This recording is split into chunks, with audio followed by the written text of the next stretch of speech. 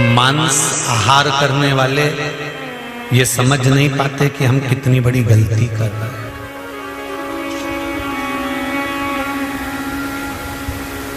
मांसाहार करने वाले ये नहीं जान पाते कि हमने कितनी बड़ी गलती करी है। ये गलती का भोग कब भोगते हैं? जब ये अगला योनि में जन्म लेते हैं। 84 लाख योनियों में जो मांस खाने वाले रहते हैं ना, इसमें जो मांस भक्षण करने वाले होते हैं, मांस खाने वाले होते हैं, इनको मादा बिच्छू का जन्म मिलता है। कौन सा? जम के बोलिए जरा। मादा बिच्छू। मादा बिच्छू कैसी होती है? अपने बच्चे को जन्म देती है। और मादा बिच्छू एक बच्चे को जन्म नहीं देती, ना जाने छोटे छोटे रूप में ना जाने कितने बिच्छुओं को एक साथ पैदा करती है मादा बिच्छू।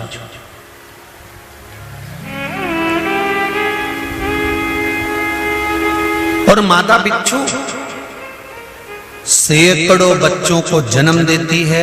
बच्चे पैदा होते हैं, मादा बिच्छू के ऊपर चढ़ जाते हैं और अपनी उस मादा बिच्छू को नोच नोच कर खाते हैं। कब तक? जब तक उस मादा बिच्छू के प्राण नहीं चले जाते, केवल कंकाल रह जाता है और मांस पूरा समाप्त हो जाता है।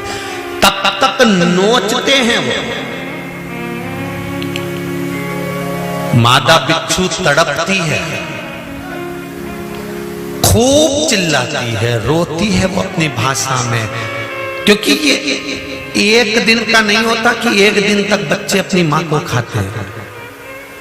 कहते हैं 2.5 महीने तक मादा बिच्छू को नोच नोच कर खाते हैं बच्चे, और वह मादा बिच्छू का मांस उखड़ उखड़ जाता है, केवल एक हड्डी का कंकाल रह जाता है।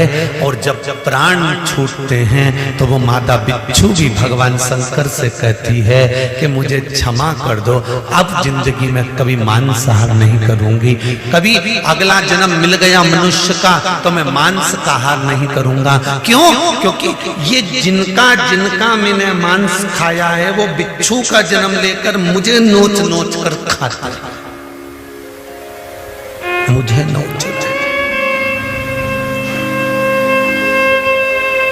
तुम्हारी जिह्वा का थोड़ा सा सुख, तुम्हारी जिह्वा का थोड़ा सा आनंद, एक जीव को मार देने का तुम्हारा थोड़ा सा सुख तुम्हारी जिंदगी को ना जाने कितनी लाख योनियों में भटका देता है और तुम्हारे जीवन को नष्ट कर देता है। श्रावण के महीने में एक संकल्प ले लो कि चाहे जिंदगी में कुछ भी हो जाए पर मांस का भक्षण नहीं करूंगी। जिंदगी में कभी कोई जीव का मैं मांस नहीं खाऊंगी। किसी जीव को कष्ट हो ऐसा भान मेरे जीवन में ना हो, क्योंकि 84 लाख योनियों में केवल एक मनुष्य की देह सी है जिसमें हम रोकर अपने दुखड़े किसी से कह सकते हैं। पर बिच्छू, जो मादा बिच्छू है, उसको कितना कष्ट हो रहा है वो किसी से कह सकती है? किसको बोले?